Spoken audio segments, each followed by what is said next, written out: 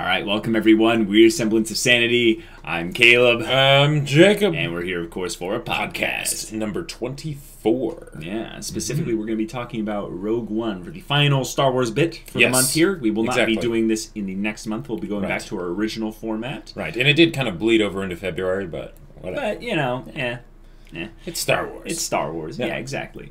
But for this one in particular, we have to give a shout out to one of our newest VIP patrons, Chris Z. Thank you very much for supporting us, dude. You're really appreciate it, man. And it's good to have you on the Discord. It is indeed. Unless you're not on the Discord yet. Right. We think this is you. But yes. Yeah. All right. All right. So now, for Rogue One in particular, it's one of the only spin-off stories that doesn't like fit neatly into the rest of the Star Wars universe. Yeah, exactly. Right.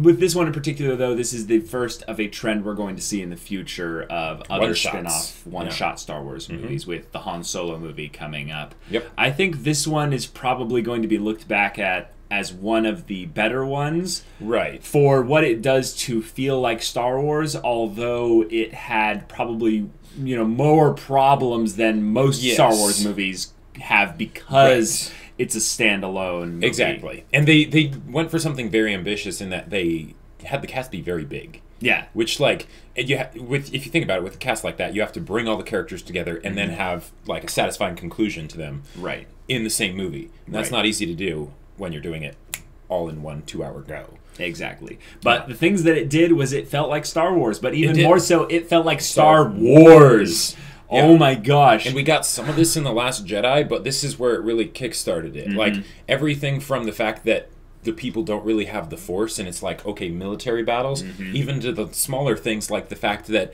there are different kinds of stormtroopers, and they actually have grenades. Like, those are just dumb little things, but there's bits where you just have characters hiding behind cover as blaster bolts whiz around them, and they're trying to do their particular objective, and they can't do it because they could very well die in 2 seconds. Exactly. And that's a sense of worry and fear you get for the characters that you don't really have in other Star Wars movies. Because in the prequels, they actually did the Star Wars bit quite well, but you don't have characters in the midst that you're ever worried about getting hurt because they're all gods running around with force powers. Yep. And in this case, they're all regular folk. They all have motivations that are a little bit wonky here and there. Like, their setups aren't always the best, but they're people. Yeah. They feel like the closest thing to real people in these situations that we've had in Star Wars in a while. Exactly. And also tying in neatly with that is the whole Rebels versus Imperials bit. Is very well showcased. It's very well showcased. Yeah, because a lot of times in the other Star Wars movies, it's not so much about the sides that are in conflict as it's just the gods that rule the sides that are in conflict, right? Right. So you have, you know, the crew of the Millennium Falcon essentially being chased by Vader and his Imperial dubious officers, who you know that the Millennium Falcon's never going to really be caught. Exactly. But you're worried more about the state of the hyperdrive than you are about whether or not Chewbacca is going to get blown out of a hole in the Millennium Falcon if they get shot or something. Yeah. But in this case, the Rebels feel a little bit controversial. It brings up the whole idea of what they actually are. Is they are essentially terrorists. They're people trying to fight against a overarching regime that they believe to be wrong. They believe to be wrong. Yeah. But in order to do that, they have to kill people. Right. Exactly. And that's what war is. Right. But because they're using these guerrilla tactics and stuff, they can end up targeting sometimes civilians. They can end up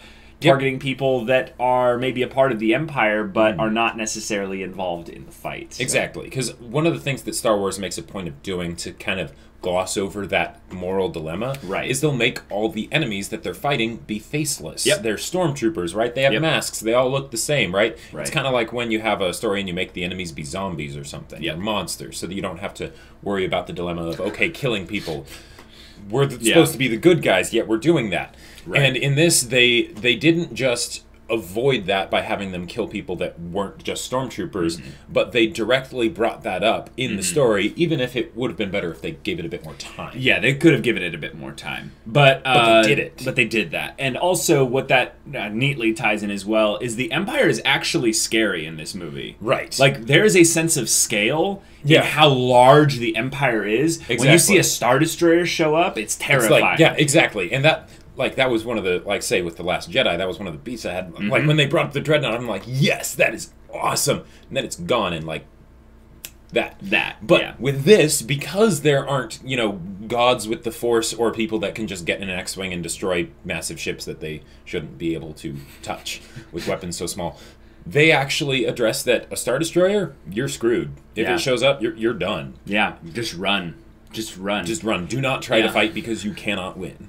Yeah, and the Empire on the ground as well is also equally terrifying. Yep. The AT-ATs, when they show up, it's oh, the fight's over. Just run. Just run. We can't do anything. I mean, we've seen these before, but they also bring up the sense of scale with regards to when the rebels have to fight against these incredible odds. They know that they're up against, incredible odds. Yep. And they know that a lot of them are going to die, but they go through it anyway. So when they take down a massive Imperial target, it feels like they actually accomplished something because you're like, oh my God, all these regular people just took out an AT-AT by like gutting down its legs and stuff, or the massive orbital station over Scarif gets taken down because one of the Star Destroyers gets taken down through it. Oh my gosh, that was incredible. Like if you think about it, with the original trilogy, they did that with the Stormtroopers, and that was enough, right? Right. But over time, when you keep using them, it's kind of like in Halo, right? With the first Halo, it's like you're up against armies, it's insane, but then you realize like you're kind of indestructible in your Spartan suit,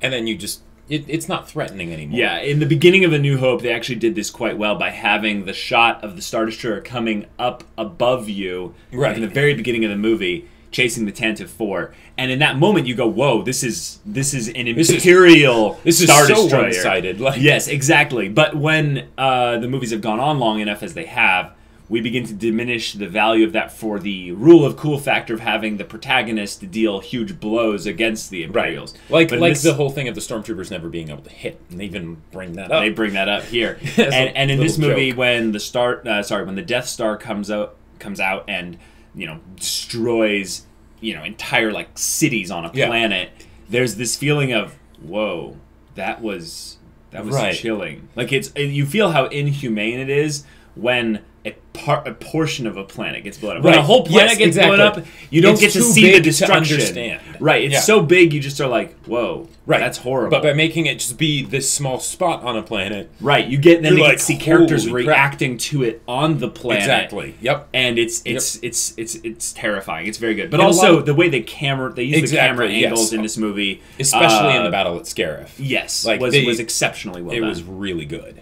Yeah.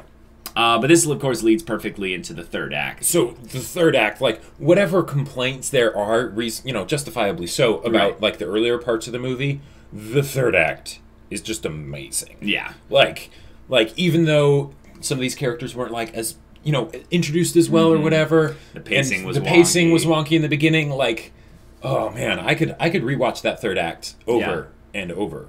There's so many moving parts. They handle it quite well. The pacing is suddenly amazing. Yep. There's all these things that happen that make you realize, oh, this is a losing battle. Yeah, there's stakes. There's consequences. Huge stakes involved here. We're not going to win. We're not going to win. We're going to maybe get away with something, but we're not necessarily going to win. Yeah. And it's funny because the movie A New Hope basically spoils you, and you know that they're going to win. Right. But you don't know who's going to make it out of this alive. Exactly. You aren't sure what the in-between stuff is going to look like. And that was actually something that I really liked about it, because since you know that A New Hope happens, right, and there's the original trilogy, you know these characters are either going to be gone or they are set up to not have, like, massive galaxy-shaping impacts, right? So it gave that sense of foreboding where you're like, oh, when is this going to go badly? Like, this is almost like a Greek tragedy where you know everything's just going to go up in flames. Right. And it's more of, like, waiting to see how. Yeah. And the third act really pushes that feeling to the limits when it hits all its specific story beats. Yeah. And that's, of course, one of the fans' favorite moments in the third act. And it's really mostly just fan service. It totally is, but it's it was not good even fan service. It's not even really needed for the story as a whole. But it's so glorious. When Darth Vader comes onto the scene and he's in that corridor and all the rebels can feel the hallway creaking under like the pressure of the force from this guy. Exactly. And he starts to breathe and the lightsaber ignites. Like, open fire! I've seen that scene so many times. Oh yeah, with so many different songs played over right, right. And I don't want to hear any kind of plot hole thing of he could have force pulled the plans thing. No. Yeah. This is already rule of cool to the umpteenth degree. It is. Totally if you're going to talk about that, like, you're in the wrong movie, buddy. Well, plus, okay, and just as a thing to combat that, Darth Vader didn't necessarily know where the plans were. He didn't know they had the plans. He was just going in to kill everything. Right, if anything, to stop the ship from leaving. Exactly, yeah. So...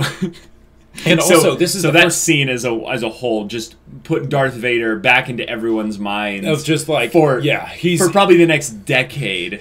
Like that was a fantastic scene. It really was. And if you think about it, up till this point, we had not seen Darth Vader actually use his lightsaber on people that did not also have lightsabers. Yep. Like it's true. It was like, okay, he'll fight Luke or something, but any other time he killed people, he either choked them to death with his bare hands or just force choked him. Yep. So this was a great like visceral way to just show that he is destroying these guys. Yeah. Also, another thing in the third act that was really good was probably the space battles being like the best space battle in all of Star Wars. Yeah, like I get the feeling what they did with the hyperspace jump thing in The Last Jedi was basically them trying to recreate that amazing moment of them using a Star Destroyer and as a battering ram into the space station above Scarif with one of the Hammerhead cruisers, which, by the way, this movie actually brings in a lot of things from the EU, and it very subtly does it to where most casual fans will not notice it. And I would say that's some of the best kinds of fan service because it's something that doesn't detract from the story not at all. If you don't know about the extended universe, right? Because they're not spending a bunch of time on it. Yeah. But it's those little things that they slip in there to be like, we know how much awesome stuff is out there in the EU. We're gonna get some of that in there for you. The cruiser that when they ion cannoned the Star Destroyer and it was disabled,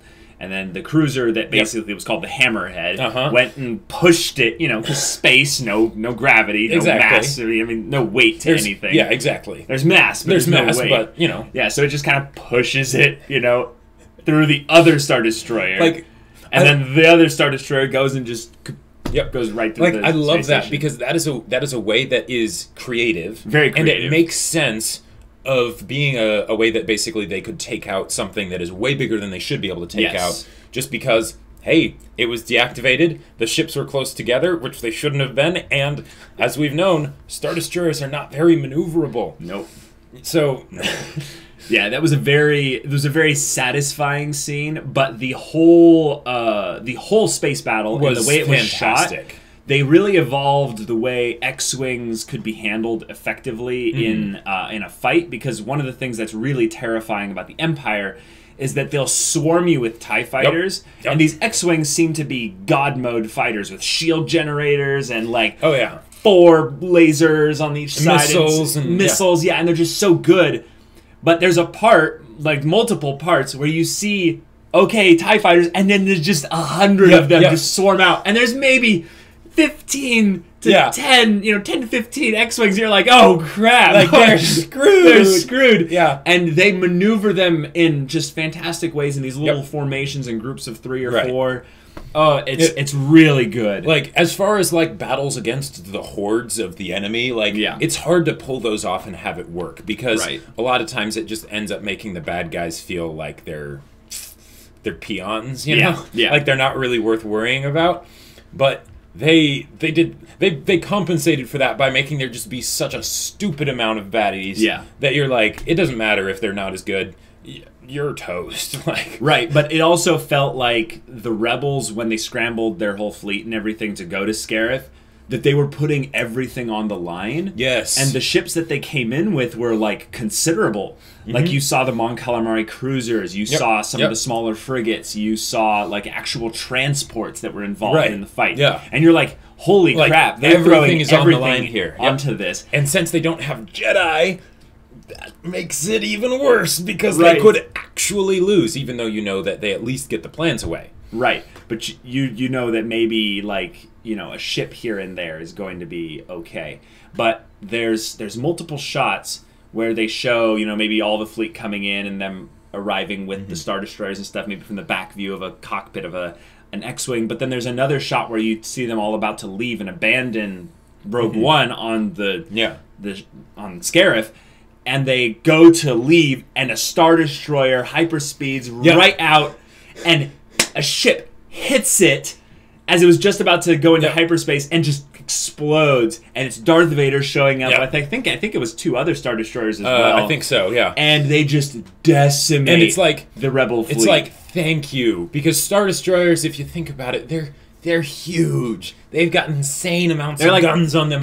They're like planet killers, basically, themselves. But you never see them actually do that. Right. And that was one of those things that, like, I always wanted to see more of, because, like, and they go into this a lot more in the EU of how like one Star Destroyer would just occupy a star system, right? And just like, oh yeah, we've got it. There's nothing that anyone can do against that. Yeah. And it did my heart good. I mean, for a lot of people who are fans of the way the Empire is portrayed in the original trilogy, got huge hard-ons, I think, for the way that they are portrayed in Rogue One, because they feel like the Empire. Right. And you know, they're the antagonists and stuff, but Star Wars sometimes lets its antagonists down for the sake of the protagonists, and I think that this movie didn't do that. And that's a good thing. If anything, they let down their protagonists a little bit, and we'll get into that. But the best protagonist of them all was K2SO. Yeah. So there's this character from, like, okay, K2SO is amazing, like, on his own right. Right. But there's a special reason why me and Caleb love him so much, because there's a character, it was a droid, in a Star Wars video game called Knights of the Old Republic, and this droid was called HK-47. Yeah. And ever since that video game, all droids seem inferior in Star Wars. All droids seem inferior, and all droids are basically, or most droids, are trying to copy him in some way. Right. Like, and this one came the closest.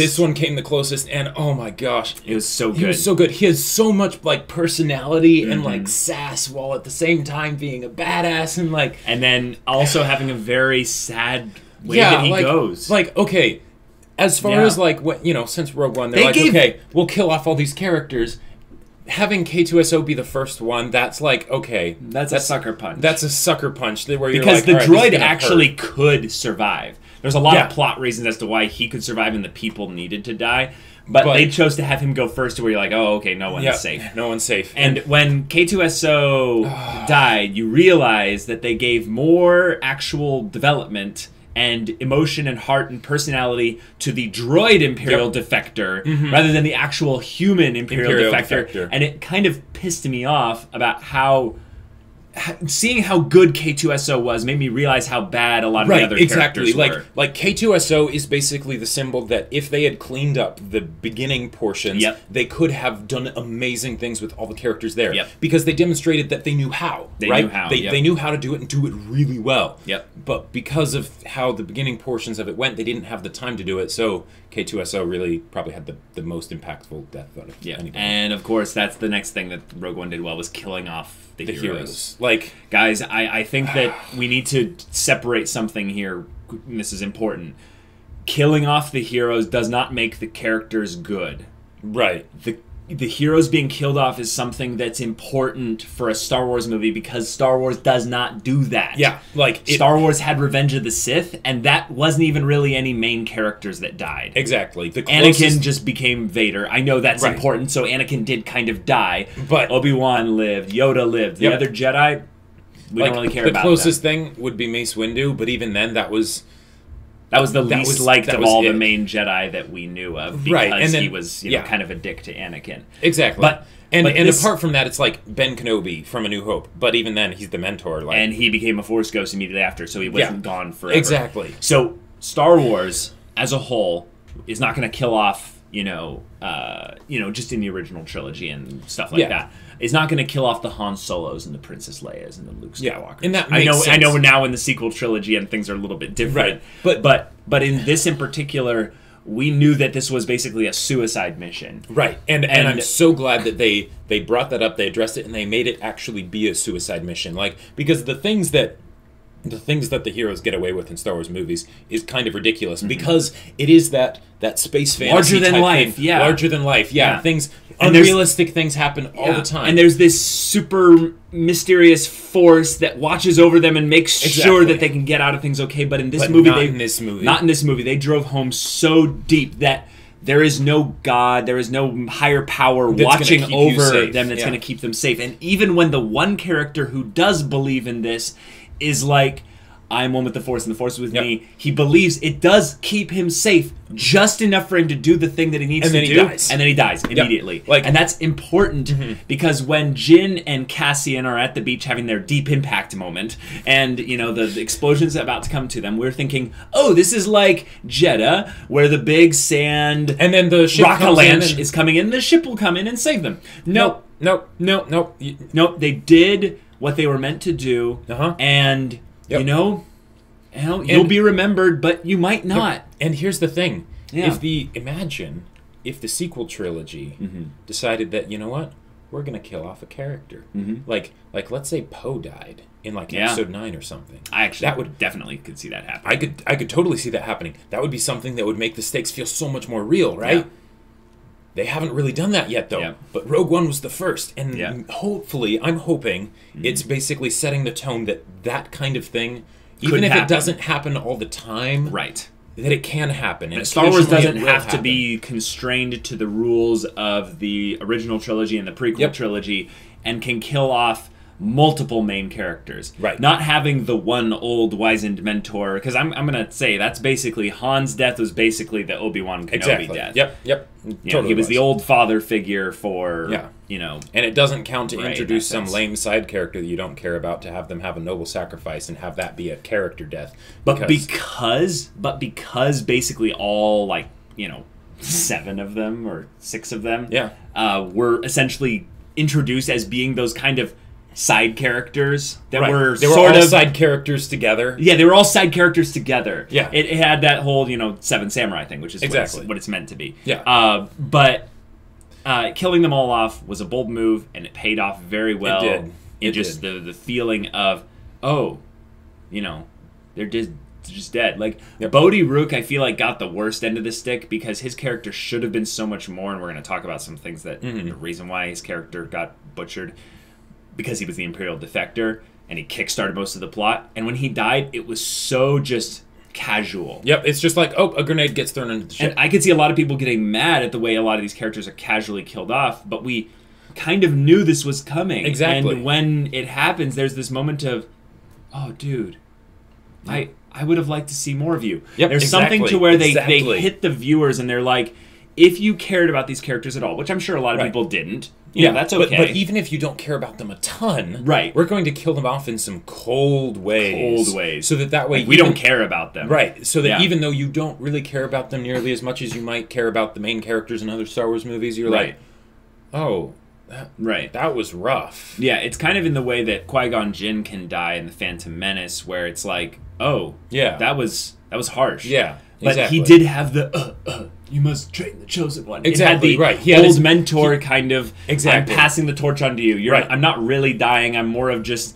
I'm more of just passing my legacy on to you. Exactly, and even though I'm dying, and even though I'm the old mentor, I'm still going to be able to get my last words into you, right? As opposed to just, nope, you're dead, you're gone. You're dead, you're alone, and no one's going to potentially even remember you. Yep. That's war. That's harsh. And that actually, the fact that A New Hope comes after this, that actually made that have more impact for me. Yeah. Because the idea is that A New Hope, where are these guys? Why aren't they mentioned? Because no one remembers them. Yeah. In the end... no one really cared about them. They got the plans, and that's good. But that's it. Yeah, they were heroes, but what were their names again? I don't know. Yeah. That's one of the things I think that could be seen also as a plot hole, but I kind of like to look at it in the way that, Bodhi Rook? Well, no, there was some, Imperials involved. Yeah, maybe. We got the plan somehow. It was crazy. There was a big space battle, Now, this is also another thing in terms of killing off heroes. Yeah. They had an antagonist. Yeah, that wasn't a Force user. That wasn't a Force user. Wasn't even a traditional Star Wars type antagonist, because like this person was basically there just to see the comeuppance. Like the entire time you're just like, this guy's a scumbag. Director Krennic, we're talking about. Yeah, Director Krennic. Like, because like he's not even like just a scumbag like that you want to see the comeuppance for. Right. He's like a scumbag. It's kind of incompetent. Like just a little bit. Like just a little bit. Not enough to make him be like a complete laughingstock. Right. But it's the idea that it's like, oh yeah, it's gonna be no, you're not that important. Like, but we do have some sort of sympathy with him because we can feel the same feeling we have as our protagonist is that he is involved in an environment that's surrounded by basically gods. Right. He has Vader near him. He has people like Tarkin with him who are so far beyond him in terms of intellect and just oversight and power, who are tied to someone else out there, the Emperor, who's this nebulous kind of just we don't mention the Emperor. Like and he's got ambition, he's got motivation, he's got goals. And to be fair, a lot of the other protagonists don't really have that. Well, okay, yes, that's true. They do, but it's very inconsistent. Right. And here's the other thing that I absolutely love is that they gave personality and not necessarily depth, but they gave personality to an Imperial officer. Yeah. Where, like... That's never happened really before. Yeah, the best we've gotten would have been... Like, Piet. Piet, yeah, because, like, Grand Moff Tarkin, he's a Grand Moff, right? You know, so he's above that, and then he was, killed in A New Hope. But, like, at least Piet, it's like, okay, he's at least managing to survive Vader's, like, choking sprees. Right. But that's it. But Tarkin is, like, maybe the only one that's even close to that. And Tarkin... Yeah. Tarkin as a character, he felt more of like I am British and I'm evil. But he didn't have motivation. Right. Like, he didn't actually have a thing about his character that he wanted. He seemed to be almost the spokesperson for the evil exposition. Right, we will now target your home planet of Alderaan. I don't care. I am the voice of the Empire. Right, exactly. And I loved the acting side of Tarkin. Oh yeah, he was great. And of course, A New Hope. But he doesn't have really anything that he's going after. Yeah. Krennic has this like weird middle ground to where he has a little bit of all these parts and they kind of mush it together. Yep. And I would have liked to see more Krennic and Galen Erso backstory. They teased us with a little bit of that, but that's one of the things to where I feel like they could have spent the movie more on specific main characters like Jyn and potentially Cassian. Yeah. And then that would have brought Krennic up a little bit more as a character. But even what we got was good. Like a lot of people hate like Darth Vader's dad pun, but I really liked the idea that Krennic was going to Darth Vader and basically complaining and saying like, Tarkin's being mean to me. I'm being bullied by Tarkin. And Vader's like, oh my god, like he was so self-important in that moment. Like, and oh my gosh, it's like he completely forgot who he was talking to. You're talking to Vader. You think he cares? Like, once he started getting choked, I was like, I'm surprised it took that long. Is Vader just gonna kill him here? Like, and yes, Vader's pun was a little bit off. It was a bit cringy. Yeah. But I loved that moment so much because it was a comeuppance on the antagonist from another antagonist. Yeah. Like, before he got his final ultimate comeuppance. Which was poetic. So poetic. When the Death Star shows up on hyperspace and the Rebel ship captains and everything are noticing it, he looks like... And he sees the dish for the super laser pointed straight at him. It's just like, oh man. Oh, that's just perfect. And it wasn't even like it was aimed like sort of near him. Because of the location he was at that point in the scene, it was aimed like 5 feet from him. Like it was aimed right there, and he has this moment of like, well, crap, and then he just shuts his eyes and just dead. Yep. Insta kill. I love that in a lot of science fantasy, things like this, the thing that the evil antagonist creates ends up being the engine of their own destruction. In this, it actually felt earned and not cheesy, and just kind of dark, actually, because you're realizing that the Empire would rather lose an entire base. Yep. They don't care about Krennic. Yeah. They're destroying the entire base. Exactly. They would rather lose the whole base than have those plans escape. Because this is what makes it even worse. His comeuppance is accidental. Yeah. He's just an accessory. He's just someone that happened to be there at that time. Oh, too bad. Blow up the base. In the end, they see him as being just as faceless as a random stormtrooper. Yeah. Also, in a way, they also is just as much as the actual people, taking the plans as such as well. Right. Like, they don't want to interrogate them and figure out, they're just tactical nuke. Yep. Nuke the whole thing from orbit. Yep. Just game over, man. Game over. All right, now we got to move on to the bad and the nitpicks. Yeah. The real bad thing about this movie. The real bad thing about this movie is the pacing. The pacing, yeah. The first 2 acts in particular are just pretty bad. Like, as far as Star Wars movies go, Rogue One gets brought down a lot by this problem. Yeah. The first and second acts of the movie have very little in it that is noteworthy, but also the way it's edited together and just kind of directed, it feels still like it has that sense of scale that the third act does, but it's chaotic and kind of all over the place. And and there's a particular character's kind of port in the story, which we'll talk about in the nitpicks, but I feel like it almost creeps in a little bit into the bad. Yeah. It's just everything to do with Saul Guerrera's kind of little bit in this because beginning part. Because here's the thing. It seemed like in the beginning they were basically saying we don't have enough time, right? To do this movie justice. Yeah. And I can understand that because you don't want to impinge on the awesome third act, right? Right. You want to keep that separate and give it all the time it needs. Yeah. But especially with Saul Guerrera, like, he could have been just removed from the story pretty much, and it wouldn't have really been, like, the story wouldn't have been worse off for it, and then they could have had extra time to develop the characters and stuff. Because I mean, we didn't really care about him. We wanted to care about, Jin and them. And Cassian and Chirrut and Baze and all those people. And Bodhi. Yeah. I mean, we cared about K2SO mostly because he was the source of humor. Exactly. He just stole the spotlight anytime he was there. Right. But the pacing was pretty bad. Yeah. And I would say that one of the problems I have with Rogue One in particular is putting it really above, like, more than, like, 2 or 3 or 4 Star Wars movies. Like, it's below the halfway point in my mind. Exactly. I know a lot of people have prequels. It's better than the prequels, but maybe not better than Revenge of the Sith. Yeah. Possibly. I would say that a lot of people have hailed Rogue One as being, like, the most just kind of revolutionary Star Wars film. And they did a lot of things. And they did a lot of things that were revolutionary. Fantastic, yeah. But if you were to weigh the entire movie versus what I think a lot of critics did was they weighed just the third act and they were like, okay, cool. That covers a multitude of everything that the and it does cover a lot. It does cover a lot. And it does, but you can't ignore the fact that this was a 7 out of 10 to 6 out of 10 Star Wars movie. Maybe a good 7 out of 10, I would say. Yeah. But it had some serious issues with pacing.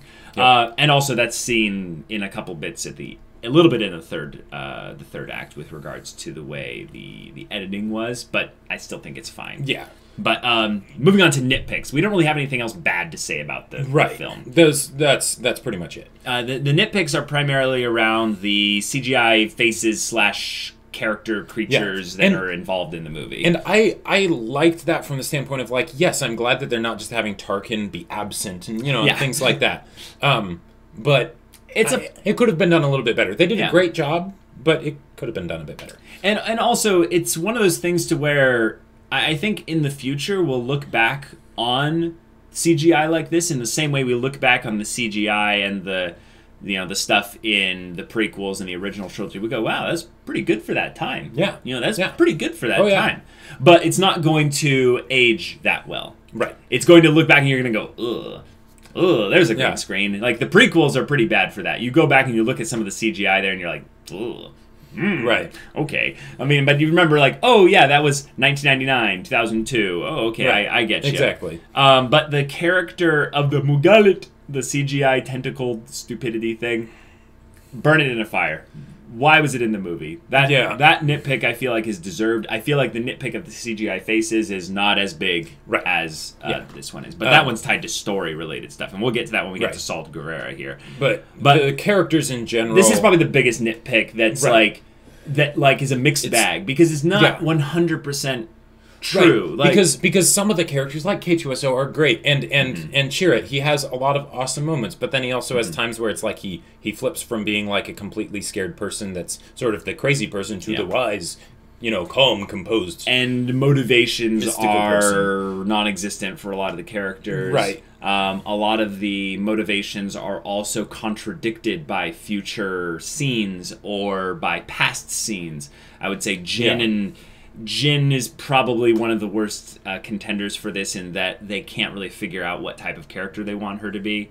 I have no problems with her character in and of herself. It's more of like, I can't follow behind her as a main character because of her motivations not making sense. Cassian also seems to be coming close to being a decent character, but again, because the issues that they brought up with Cassian and Jin's conflict in the beginning, it's that's good to have in there. But they didn't give it enough time, and they didn't make us care about the characters before that. So what it ended up feeling like to me was basically melodrama. That yes, it's important, and there's reasons that drama's there, but you don't need to have that in the story. You could have ignored it, made the characters simpler but more true to themselves, kind of a thing. Right. Where and kind of like Star Wars.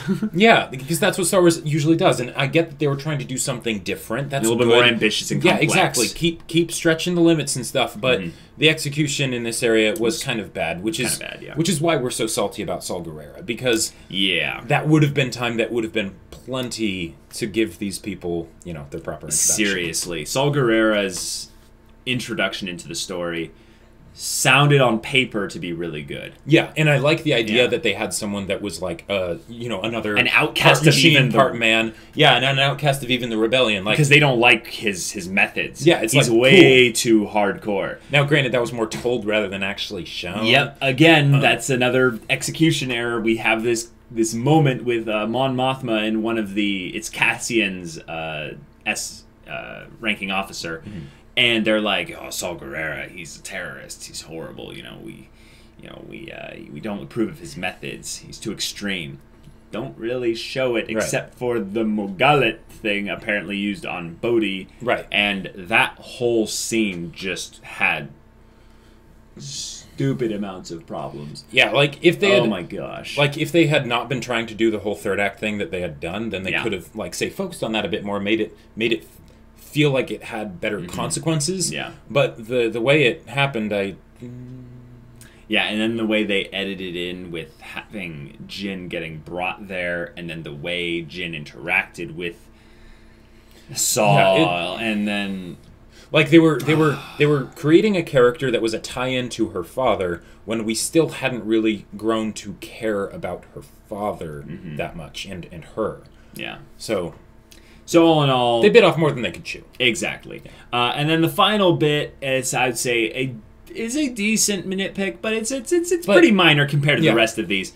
This is just the fact that this movie is meant to bridge the gap more between Revenge of the Sith and A New Hope. Exactly. Which it does an okay job at. Yeah, I would say 80% good. Yeah, but there's some pretty glaring plot holes here. Right, and there. like the fact that Leia was at the battle. Why would she be there, and what doesn't that just doesn't that make the whole thing of I'm on a diplomatic mission to Alderaan kind of? No, you weren't. I saw your ship. Yeah, we tracked you here. We've been following you the whole time. Get in the brig. I'm done with this conversation. This is stupid. If anything, that felt like a D&D character that's I'm going to diplomacy or deception my way out of this, and the GM's no, there. Okay, DC is 100. Yeah. So, you have to roll 3 consecutive nat 20s. Exactly. Like Vader. You rolls a 19. Yeah, Vader doesn't buy your bullshit. Oh my gosh. But I did like a lot of the things that they did that were leading up to the whole tie-in. You know, they also used it as a way to show that Galen was the reason why the Death Star had a fatal flaw. That was kind of nice. And that was kind of nice. But I think that was one of the things that. It felt a little bit too obvious what you were trying to do when the story happened in that way, to where if the plans had been, taken in that way, the Empire would have known that they, potentially had found, a weakness and would have maybe, like, hidden the Death Star at that point. Well, yeah, but I mean, they were super overconfident. They even showed that in A New Hope. The whole thing of we've analyzed their attacks, and there is a danger. Right. But other things like it makes us think more about the whole plans thing. Like, wait, they didn't have like another. They probably had another place where they had the plans, and then they're like, okay, let's us analyze the plans and see if we can find any weaknesses. Because if they knew that the plans were taken, sure, like why couldn't they have? If the rebels found one that easily, yeah, it's those little things that's that's like the sort of if the evil empire had a classroom of 5-year-olds that they're saying like, all right, yep, let's break this. What do we do? Like they probably could have figured. I love that trope. That whole line of things with evil empires and such. But anyways, Rogue One. As a whole, decent Star Wars movie. Amazing does a lot of things well in the third act. Yep. Probably one of the best endings to most Star Wars films like out there. Yeah. Does a lot of ambitious things. It really flubbed in a lot of areas of execution. And I know that there were some production issues with this movie that held it back. Yes, there were. But the funny thing is that most of the reshoots happened in the third act, which ended up being the best part of the movie. Right, so it's almost like it's almost like if only they had just decided, you know what, this whole thing has some problems, we'll redo the third act, and then it's like, well, now that we have the third act like that, the rest of the movie doesn't really seem to fit. Because it could have been that the stuff that they had in the third act built maybe a bit more upon the stuff in the first and second act. Yeah. Right? That totally could have been a thing. Right. And if that's the case, then maybe they were just weighing the risks of like, well, we can have the first and second act look a little wonky, and the third act be awesome, or we can have it all seem a little bit wonky, but have the third act build up properly to make the first act and second act a little bit better. Right. Who knows? Exactly. But we're not going to get that movie anyway, so... It might have just been a money thing where they were like, okay, we've already spent so much money on trying to fix this up, let's just ship it. Yeah, or time limits or what have you. Yeah, but yeah, exactly. It was a good Star Wars movie. Yes. It was nowhere near the worst one, and it was nowhere near the best one. Yeah. But yeah, that's our take on it. Yep. And yeah, just to re-clarify, guys, we will not be doing this types of movie-specific podcasts anymore. We heard a lot of your feedback loud and clear, and we'll be focusing more on doing specific story aspects. And if anything, we'll have one-off podcasts here and there that will be a little bit of a twist on our current style of podcast. Exactly. But yeah. Until next time, though, we're Semblance of Sanity. I'm Caleb. I'm Jacob. And we'll see you all next time.